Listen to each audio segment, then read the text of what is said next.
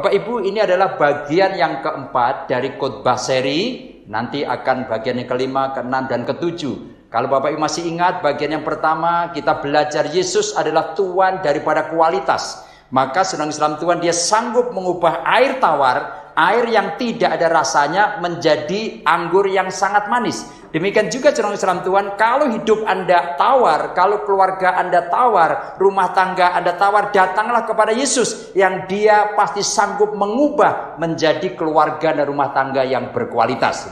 Kemudian bagian yang kedua kita berbicara bahwa Yesus adalah Tuhan daripada jarak. Maka seorang perwira yang anaknya sakit, yang jaraknya kira-kira 30 km, sanggup juga diselesaikan, disembuhkan oleh Tuhan. Kenapa? Karena Tuhan adalah Tuhan daripada jarak. Jarak sejauh apapun juga tidak membuat tangan Allah pendek ya untuk menjangkaunya. Maka sekarang ini Bapak Ibu, kalau Anda punya pergumulan untuk orang tua Anda, untuk keluarga Anda, untuk Anda dimanapun mereka berada, percayalah tangan Tuhan cukup panjang untuk menjangkau mereka. Tangan Tuhan cukup panjang untuk memberkati mereka. Maka kita terus perlu mendoakan orang-orang dimanapun mereka berada. Kenapa? Karena waktu kita berdoa di sini, tangan Tuhan panjang sekali dan bisa menjangkau mereka dimanapun juga. Kemudian 2 minggu yang lalu saya sampaikan saudara-saudara bahwa Yesus adalah Tuhan daripada waktu, yaitu Yesus sanggup menyembuhkan orang yang sudah 38 tahun sakit.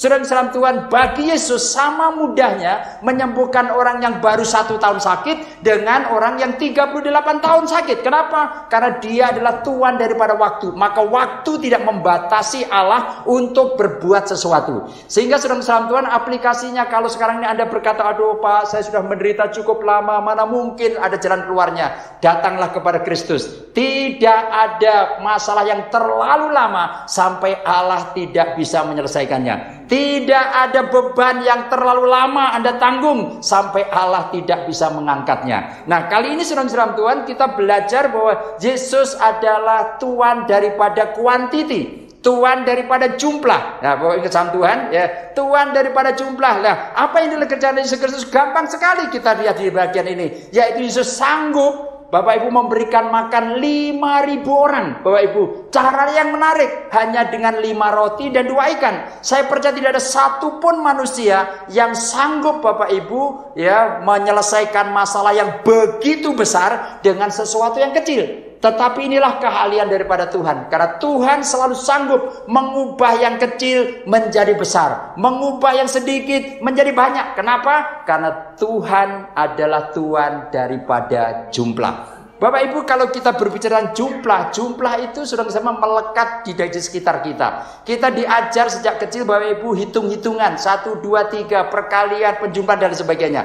Bapak Ibu, jumlah itu kita perlukan, tetapi jumlah juga yang seringkali menyebabkan kita punya masalah. Misalnya, kalau Anda punya hutang yang begitu besar, kemudian kemampuan Anda untuk membayar hutang kecil, berarti Anda punya masalah. Betul tidak? Tetapi jumlah juga bisa mendatangkan berkat yang luar biasa. Kalau Anda punya hutang yang sedikit, tetapi kemampuan Anda membayar hutang itu begitu besar, maka berbahagialah Anda kalau yang nomor 2 ini. Tetapi kalau yang nomor 1, waduh Pak, hutangku begitu banyak. Punya uang tidak untuk bayar? Tidak punya Pak. Tetapi saudara-saudara, bawalah kepada Kristus. Ya, 2 ikan dan 5 roti sanggup memberikan makan 5.000 orang laki-laki. Saudara-saudara Tuhan. Kenapa? Karena Yesus adalah Tuhan daripada jumlah. Ya, ingat, Yesus adalah Tuhan daripada jumlah. Nah, sekarang mari kita pikirkan bersama-sama. Ya, kita pikirkan bersama-sama. Tidak bisa. Oh.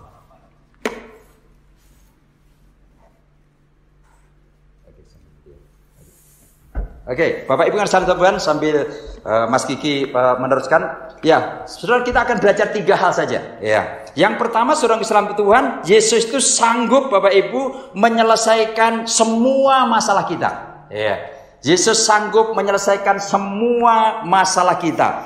Nah, yang menarik kalau kita pikirkan dan kita renungkan bagian firman Tuhan ini, yang pertama kali saudara bahwa Yesus itu peduli.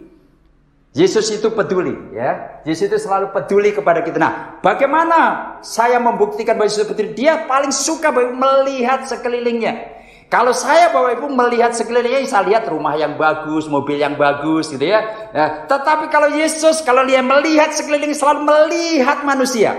Apa yang menjadi kebutuhan manusia itu? Maka di dalam ayat yang lain mengatakan Yesus melihat sekelilingnya lalu tergeraklah hatinya. Bapak Ibu, hari ini Yesus melihat Anda sekalian dan dia tergerak hatinya. Kenapa? Karena dia peduli. Maka saya paling suka sebenarnya ada satu traktat yang menjadi produk daripada SGM itu, yaitu apa? Siapakah yang peduli kepadaku? Di dalam traktat ini dijelaskan saudara-saudara, Allah lah yang peduli pada Yakub. Allah lah yang peduli kepada kita sekalian. Maka Bapak Ibu, marilah kita mengimajinasi dan sekaligus juga meyakini Allah atau Yesus Kristus hari ini melihat kita di sekeliling ini dan dia mempedulikan kita. Maka saudara Islam Tuhan, Yesus melihat sekelilingnya, kemudian memperhatikan, dan pada akhirnya saudara dia berkata, berikanlah mereka makan. Wah, saudara Islam Tuhan, berikanlah mereka makan, atau mari kita memberikan makan kepada mereka. Saudara kesam Tuhan, kalau kita cek satu persatu Bapak kesam Tuhan, Yesus selalu care. Yesus selalu peduli ya kepada kita sekalian. Yesus selalu peduli. Kalau saya boleh Bapak kesam Tuhan memperhatikan, jadi ini Yesus care dan seterusnya, Yesus peduli. Nah, ini saya senang sekali nih slide yang ini saudara kesam Tuhan, bahwa ketika hidupmu begitu berat dan banyak beban dan kamu tidak tahu bagaimana mencari jalan keluarnya, Bapak Ibu, dan sementara itu kita melalui pencobaan dan ujian dan Anda tidak tahu apa yang harus Anda kerjakan, ingat Bapak Ibu, ada sahabat, there is a friend di atas sana yang memperhatikan Anda, yang mengawasi Anda, dan dia peduli apa yang terjadi pada hidup kita. Ingat, dia mengawasi dari atas dan dia peduli apa yang sedang Anda gumuli, apa yang sedang terjadi dalam hidup Anda. Dan pada akhirnya ini sesuatu yang indah itu, sesuatu yang luar biasa itu namanya adalah Yesus. Dan ia akan melihat Anda sanggup melalui semua masalah dan kesulitan itu. Jadi sekali lagi Bapak Ibu, saya mau sampaikan kepada kita sekalian, Yesus peduli kepada kita. Bisa tidak ngomong satu dengan yang lain? Sahabatku, Yesus peduli padamu. 1, 2, 3. Sahabatku, Yesus peduli padamu. Daniel, Kiki, Yesus peduli pada kamu. Ya, anak-anak yang pada Siti, Yesus peduli kepada kita sekalian. Bapak Ibu, kalau mau jujur, banyak orang tua yang mungkin sudah tidak peduli kepada anak-anaknya, tetapi Yesus tetap peduli. Banyak tetangga kita yang sudah tidak peduli kepada kita, tapi saya ingatkan Allah tetap peduli. Saya pikir saya diberkati luar biasa dengan kesaksian Pak Pras tadi ya, sederhana tapi sangat mendalam. Yesus tidak berubah, tetap baik saja. Maka kalau saya boleh menggunakan istilah Pak Pras itu, Yesus sejak dulu peduli, sampai sekarang juga peduli, sampai Natal pun juga peduli. Amin. Bapak Ibu, siapakah di antara kita yang tidak ingin dipedulikan orang lain? Saya percaya kita semua menginginkan itu. Kita ingin dipedulikan oleh suami kita, istri kita, orang tua kita, anak kita, menantu kita. Tetapi seringkali Bapak Ibu, ekspektasi kita tidak sampai. Tetapi Yesus tetap peduli kepada kita sekalian. Amin. Ya, Bapak Ibu, kemudian bagian yang kedua, Bapak Ibu, yang menarik sedang kesam Tuhan, bahwa di dalam Yesus menyelesaikan itu dengan sesuatu yang menarik. Dia menyelesaikan masalah dengan cara yang luar biasa. Bapak Ibu Tuhan, sekali waktu ada orang yang berkhotbah, mungkin dia keselio lidahnya atau gimana, dia berkata, Bapak Ibu luar biasa, karena Yesus sanggup memberikan makan 5 orang dengan 5.000 roti. Wah, Bapak Ibu keselio dia. Ya, Tuhan Yesus sanggup memberikan makan 5 orang dengan 5.000 roti. Nah, kemudian apa yang terjadi Bapak Ibu, jemaat yang begitu kritis, waktu pendeta sudah selesai, dia bilang, Pak Pendeta, boleh tidak aku mengundang semua jemaat untuk datang ke rumah saya untuk pesta? Wah, kamu orang miskin begitu kok mau ngajak pesta gimana sih? Apa yang akan kamu pakai untuk makan? Ya tadi Pak, sisanya tadi Pak. Kan tadi kan 5 orang itu boleh dikasih 5.000 roti, kan masih ada sisa 4.000 paling tidak kan? Nah itu akan dipakai. Nah Bapak Ibu yang sama katakan kepada kita, kebalikannya loh Bapak Ibu. 5 roti dan 2 ikan untuk 5.000. Bapak Ibu, saya percaya, saya pernah ya mengikuti acara pernikahan dari Pak Jim Riyadi ya, dan sebagainya karena saya kenal beliau. Kemudian Bapak Ibu, itu memang ribuan orang ya di Senayan itu, ribuan orang. Makanan mulai dari makanan Indonesia, Asia, Eropa, semua ada di sana. Ya, Bapak Ibu, saya percaya saudara-saudara sudah biasa Bapak Ibu orang sanggup memberikan makan 5.000 orang. Kenapa? Karena dia punya kemampuan. Memang ada bahannya, ada materinya. Bapak Ibu, secara hitung-hitungan sudah tidak bisa masuk akal Bapak Ibu. Bagaimana mungkin 5 roti 2 ikan bisa untuk 5.000 orang? Tidak mungkin. Kemudian secara tempat Bapak Ibu impossible. Kalau kelaparan ada di Cibubur Country, saya percaya masih banyak orang yang sanggup memberikan makan. Kalau kelaparan ada di Monas, saya percaya banyak orang yang sanggup. Ada banyak mall, ada banyak market dan sebagainya. Tetapi kelaparan di padang gurun Bapak Ibu, yang tidak ada toko di sana, ya tidak ada supermarket di sana, tidak ada pasar di sana. Saudara kasih Tuhan, ini sebenarnya bukan sekedar masalah, ini adalah musibah. Bapak Ibu, kalau 5.000 laki-laki di padang gurun kelaparan, itu bukan masalah, itu musibah Bapak Ibu. Saudara kasih Tuhan, tetapi Yesus sanggup mengatasi masalah itu. Dan yang menarik bagi saya kadang-kadang saya meliti Alkitab itu terkagum-kagum Bapak Ibu. Yesus berkata sebelum Yesus memberkati, dia berkata suruhlah mereka duduk. Bapak Ibu, masuk akal enggak? Tuhan, ini kita semua sudah lapar ini, mau makan, kok kita semua duduk sih? Harusnya suruh orang, oh kamu pergi ke sana ya, kamu pergi ke sana ya, kamu carilah bagaimana, entahlah cari hutang di sana, cari, harusnya begitu. Bapak Ibu, kalau Anda punya bebannya berat, sanggupkah Anda duduk? Biasanya tidak, Bapak Ibu, saya akan lari ke sana, telepon sini. Anda ingin berusaha untuk menyelesaikan masalah itu. Tetapi Yesus berkata, suruh mereka duduk. Bapak Ibu, hal yang sama saya mau sampaikan kepada Anda. Kalau Anda punya masalah yang berat, duduklah. Dari amin ya. Ini kan solusi yang paling bagus kan? Duduk saja Bapak Ibu. Jangan gelisah ke sana kemari, lari ke sana, lari kemari dan sebagainya. Duduk saja. Ini gambaran saudara, duduk adalah gambaran orang yang berharap. Gambaran orang yang berharap dan juga tertib duduk di sana. Duduk di sana. Bapak Ibu sama Tuhan, Dia ingin Bapak Ibu supaya kalau kita punya beban yang berat, Anda tetap berharap kepada Tuhan. Ada jalan keluar dari atas sana. Ada jalan keluar yang Anda tidak pernah bisa memahami. Saudara kasih Tuhan, yang berikutnya Yesus menerima 5 roti dan 2 ikan itu. Kemudian memberkati, mengucap syukur 5 roti itu. Bapak Ibu, kalau kita kelaparan, misalnya ada anggota keluarga kita ada 10 orang. Dan kita hanya punya 1 roti Bapak Ibu. Kemudian, Pak yuk kita mengucap syukur. Apa jawaban anak kita? Papi, mana mungkin cukup untuk kita ini? Ini untuk saya aja sudah tidak cukup. Saudara kesatuan pasti banyak grundel bukan? Banyak orang yang komplain. Ini mana mungkin ini 5.000 orang. Ini kok mengucap syukur untuk 5 roti. Saudara kesatuan Tuhan, Anda tidak pernah menyadari betapa berkuasanya ucapan syukur itu.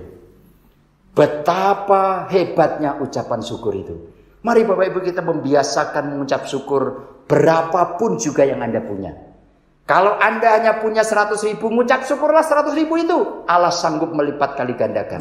Kalau Anda hanya punya 50.000, mengucap syukurlah itu. Kalau Anda punya kemampuan kecil, mengucap syukurlah semuanya itu. Saudara yang kasih dalam Tuhan, Allah adalah ahlinya membuat yang kecil menjadi besar. Saudara masih ingat, saudara dalam Tuhan, Daud itu adalah orang yang sangat kecil sekali. Tetapi dia bisa melawan Goliat yang begitu besar. Kenapa? Karena dia bersama dengan Tuhan.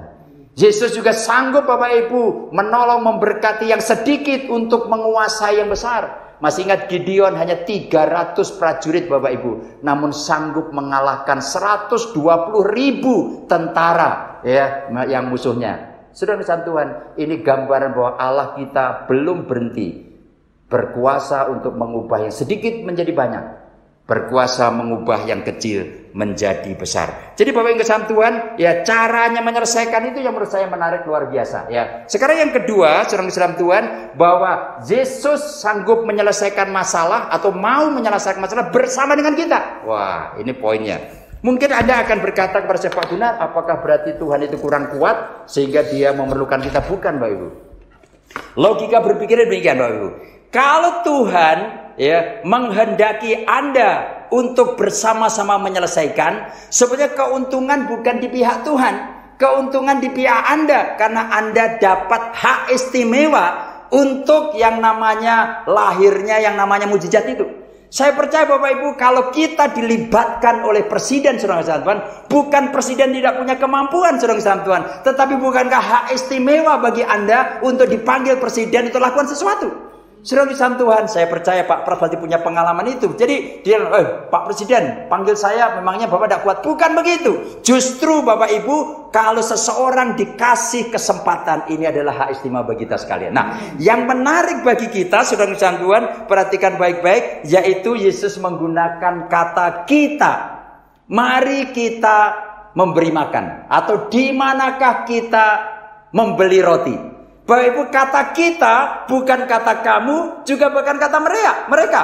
Sudah ini menarik sekali Bapak Ibu. Kata kita artinya apa? Yesus terlibat juga di sana, murid-muridnya juga ingin dilibatkan. Bapak Ibu, mari kita seringkali menggunakan kata kita. Jangan membiasakan diri menggunakan kata aku. Makanya moto kita Bapak Ibu, mari bersama membangun gereja. Mari bersama, atau lebih tepat, mari kita bersama membangun gereja.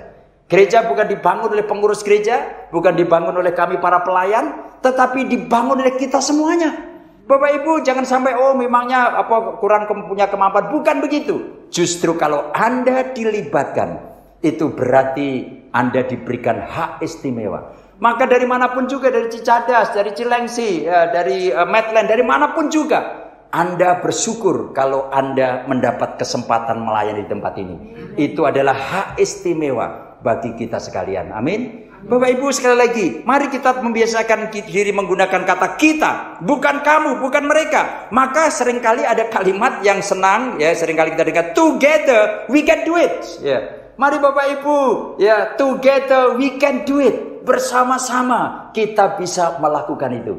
Ada pepatah mengatakan Bapak Ibu, kalau lidi satu diserahkan, tak, gampang sekali diputus. Lidi dua, tak, gampang sekali dipatahkan. Tetapi satu sapu lidi yang berisi 100 buah lidi itu dipatahkan tidak bisa. Ini membuktikan bahwa kebersamaan itu mendatangkan berkat yang luar biasa. Artinya kalau sekarang orang mengatakan ya together we can, ini baru 1-2 tahun kita dengar. Tetapi Yesus sudah 2000 tahun yang lalu Bapak Ibu, dia sudah mendeklarasikan itu. Bersama kita bisa. Bapak Ibu, mari kita mengembangkan konsep ini. Bersama dan bersama dan bersama. Sekarang kita melihat orang-orang ini Bapak Ibu ya. Kemudian Filipus yang pertama kali dikasih, di mana kita bisa membeli roti? Nah, Filipus tipe orang yang sebetulnya yang pikirannya adalah uang. Segala sesuatu itu bisa diselesaikan kalau punya uang. Itu pikiran. Dan saya percaya banyak di antara kita juga berpikir begitu Bapak Ibu.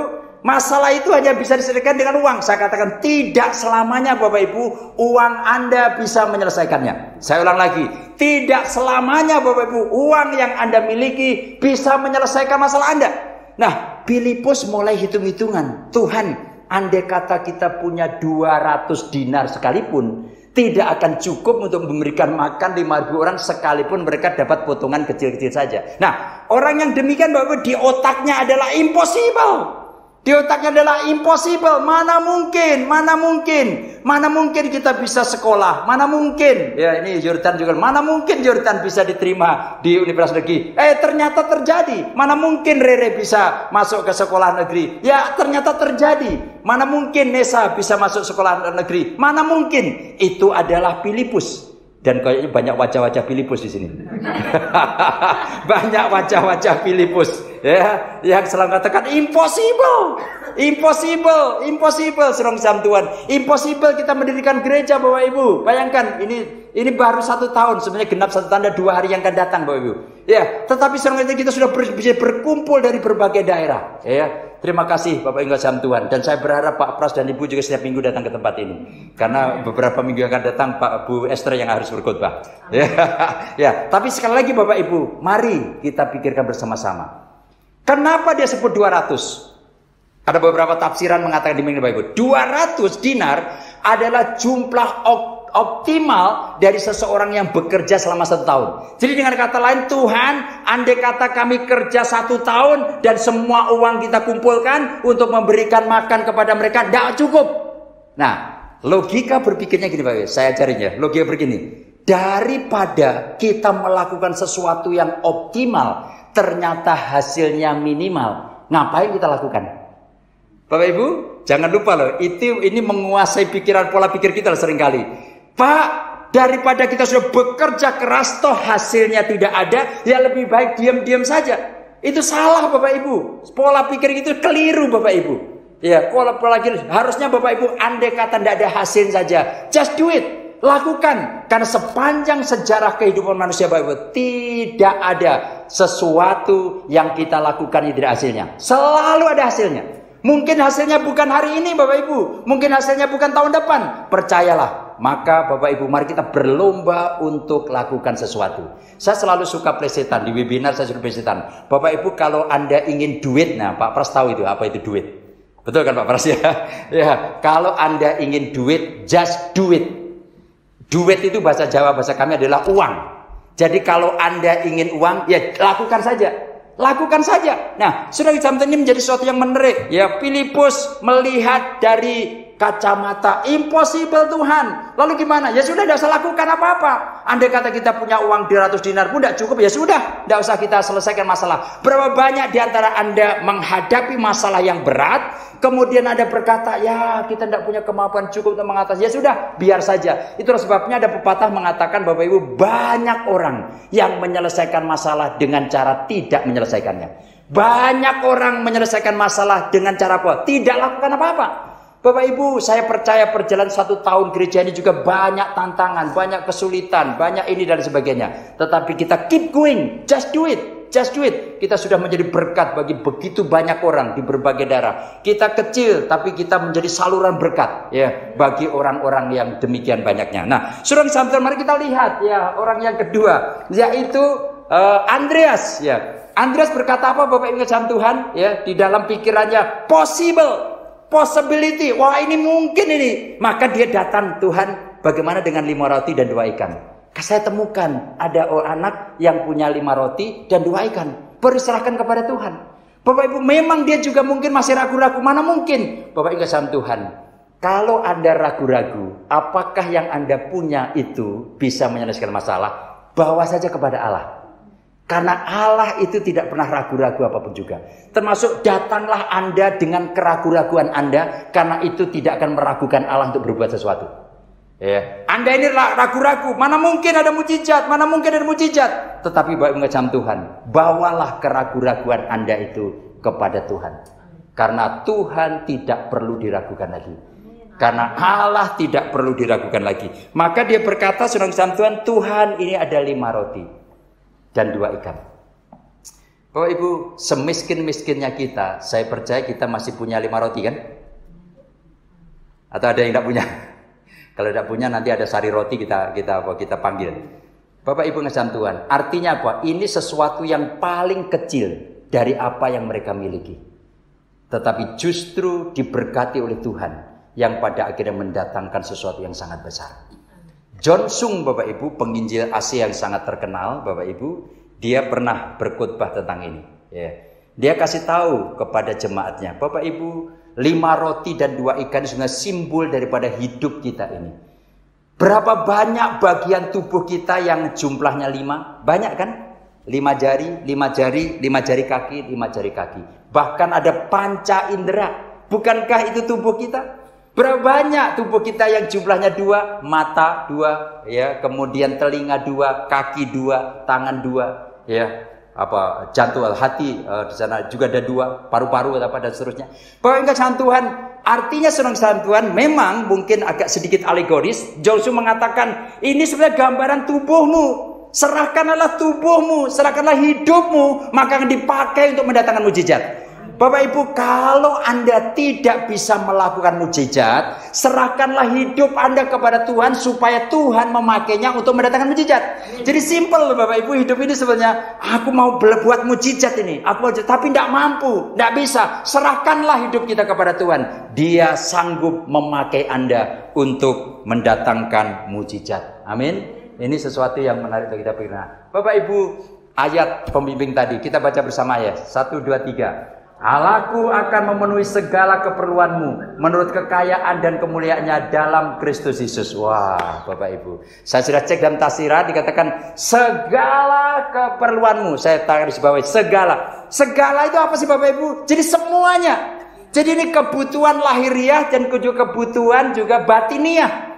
Ini apa saja, segala Bapak Ibu, bukan satu ya keperluanmu, bukan dua keperluanmu ya. Anak-anak yang masih sekolah ya, percayalah Tuhan menyediakan kebutuhan kuliahmu. Ya, kebutuhan sekolahmu. Ya, dan saya percaya gereja ini juga akan disediakan keperluannya. Ya. Bapak Ibu, saya percaya semua orang memiliki keperluan yang banyak. Tetapi sebanyak-banyaknya keperluan orang, Bapak Ibu, Tuhan menyediakan lebih banyak lagi. Nah, sekarang saya cek ada foto-foto yang menarik. Nah, Bapak Ibu, apakah kebutuhan ada untuk kuliah, untuk sekolah? Tuhan sudah siapkannya. Apakah kebutuhan ada untuk pekerjaan? Siapa sudah rindu mau bekerja, cari pekerjaan ke sana kemari? Ya, anak mana Pak Sevit ada di sini. Pak muter cari pekerjaan dulu. Kemarin Pak, saya akhirnya dapat pekerjaan. Karena banyak orang di PHK sekarang ini. Tapi saya katakan pekerjaan sudah disediakan. Kemudian apalagi uang, nah itu yang sering kali kita pikirkan, uang sudah sediakan, ini tak foto di sini, Bapak, tinggal ngambil nanti, ya. Jadi saudara kasih Tuhan, apakah uang, Bapak Ibu, sudah disediakan oleh Tuhan, atau rumah? Yang Anda yang belum punya rumah, ya, Anda sudah disediakan. Nah, disinilah Bapak Ibu kasih Tuhan memerlukan iman untuk meyakini bahwa Tuhan menyediakan segala-galanya untuk kita sekalian. Akhirnya yang ketiga, Bapak, yang terakhir, Yesus sanggup menyelesaikan masalah dengan tuntas. Wah, ini saya senang sekali. Yesus sanggup menyelesaikan masalah dengan tuntas. Yang pertama, saudara kasih Tuhan, 5.000 orang makan sampai kenyang. Betul kan? Makan sampai kenyang loh. Tidak ada satu pun yang tidak kenyang. Di dalam kehidupan kita, kadang-kadang kalau kita makan, aduh sayang dong, masih sedikit lapar. Ya kalau gitu pindah ke soto Boyolali situ gitu ya. Karena masih sedikit lapar, tapi di sana semuanya kenyang Bapak Ibu. Semuanya kenyang. Maka kalau saya boleh gambaran yang pertama Bapak Ibu, kenyang semuanya. Iya. Kemudian perut kenyang, hati senang. Jadi mereka nyanyi apa? Perutku kenyang, hatiku senang. Bapak ingat Tuhan, perut mereka semua kenyang semuanya. 5.000 orang Bapak Ibu, tidak yang terlewatkan. Ada orang mengatakan perempuannya berapa, anaknya berapa. Oke, ada orang mengatakan 15.000. Tidak ada satu orang pun yang lapar.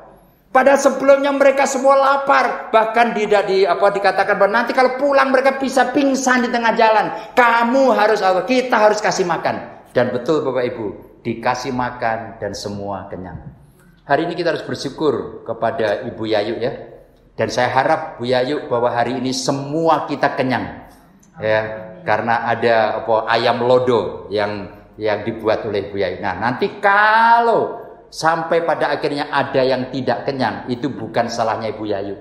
Salahnya Anda kurang beriman.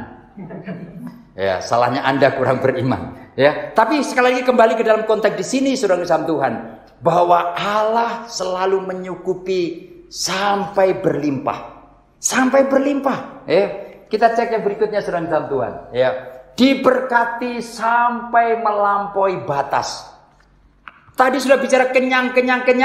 Kemudian bicara apa? Masih ada lebihnya. 12 bakul lebihnya. Wah, Bapak Ibu, kalau orang menyediakan kebutuhan kita, orang Jawa bilang mengincrit aja Bapak Ibu. Dikasih sedikit saja. Kalau Tuhan memberi secara berlimpah. Tuhan selalu menyediakan berkat secara berlimpah. Kenapa? Kembali ke dalam konteks ini. Karena Tuhan adalah Tuhan daripada jumlah. Karena Yesus adalah Tuhan daripada jumlah. Tidak ada satu jumlah yang begitu besar. Sampai Yesus geleng-geleng kepala. Gimana ya cara memenuhi kebutuhan Pak Pendeta Stephen Poik ini?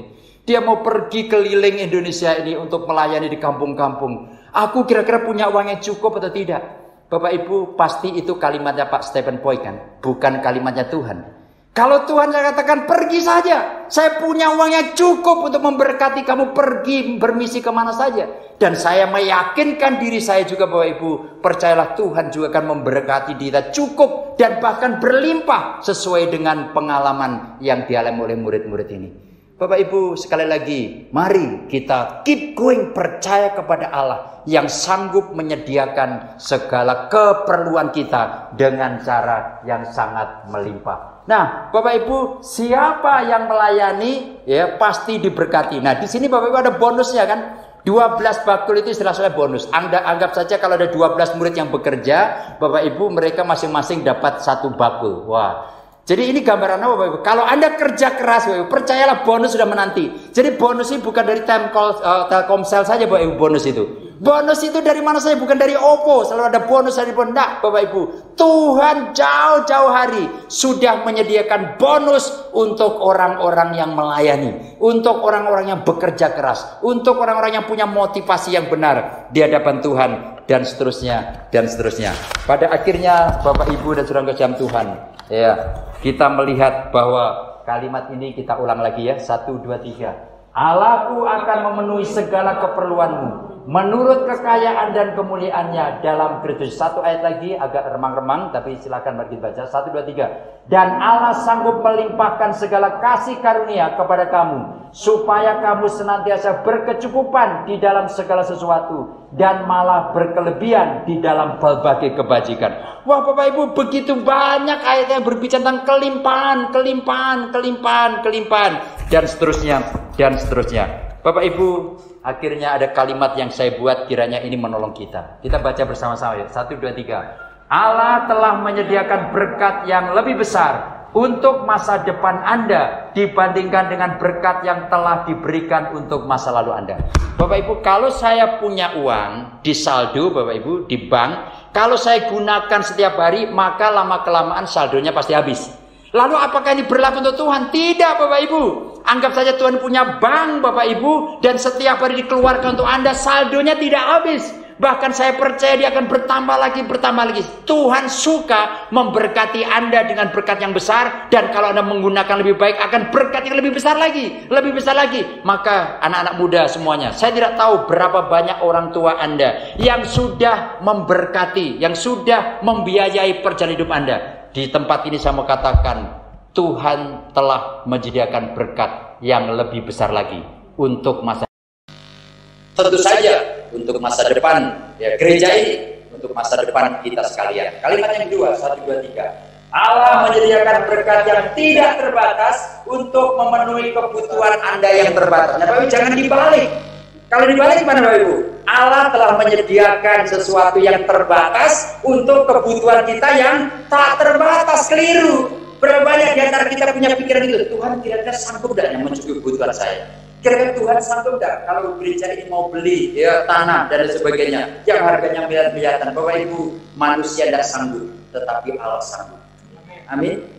Bapak Ibu, saya tidak tahu berapa kebutuhan Anda. Sekali waktu saya ketemu dengan seseorang, ini sebetulnya juga dia pensiunan kolonel, kemudian ngomong-ngomong, tiba-tiba dia ngomong, Pak Gunar, Pak Tidak Gunar, Bapak perlu berapa ya untuk pelayanan supaya Bapak tidak pikir panjang lebar, supaya tenang-tenang saja. Wah, ini saya baru pertama kali ditanya begitu. Tapi saya juga tidak berani menyebutkan angka yang banyak.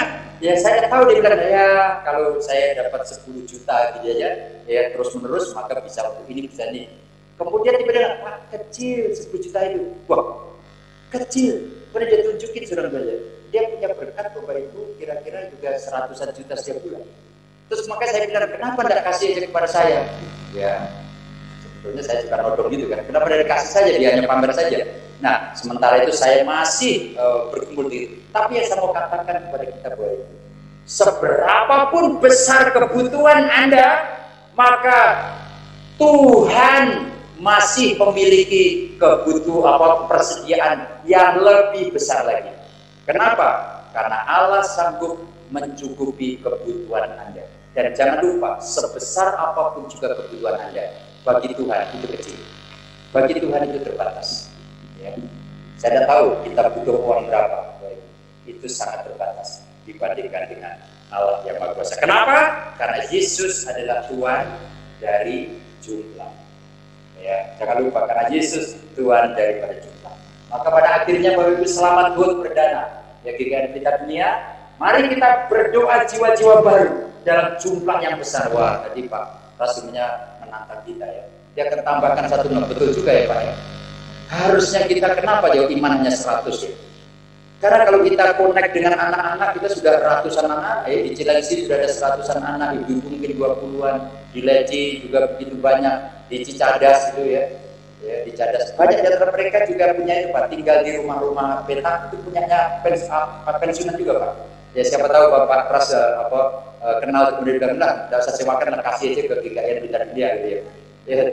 Tapi sekali lagi Bapak saya mau katakan kepada kita semua, berapa sih kebutuhan kita? Mari kita berani meminta yang besar. Karena Allah kita adalah Tuhan dari jumlah. Yesus adalah Tuhan daripada jumlah. Tidak ada jumlah yang begitu besar sampai Allah tidak sanggup menyediakan itu. Bersyukurlah bahwa kita memiliki Allah yang demikian. Untuk itu mari kita berdoa supaya jiwa-jiwa baru sebanyak-banyaknya dibawa ke persekutuan kita ini. Tetapi doa saya juga jangan lupa, kiranya kebutuhan Anda di keluarga, di studi, di apapun juga dilimpahkan ke Tuhan. Selamat, Tuhan Yesus Kristus memberkati. Amin. Mari kita tundukkan kepala kita berdoa. Bapa kami yang bertata di kerajaan surga, kami datang kepadamu ya Tuhan pada pagi hari ini. Kami bersyukur untuk firman-Mu yang sudah kami dengarkan bersama-sama. Hamba-Mu sudah berhenti berbicara, kiranya firman Tuhan terus menerus ya, kami nikmati, dan pada akhirnya melalui Roh Kudus kami dimampukan untuk menerapkannya di dalam kehidupan kami. Terima kasih Bapa di surga, inilah doa-doa kami. Di dalam nama Tuhan Yesus Kristus kami berdoa. Amin.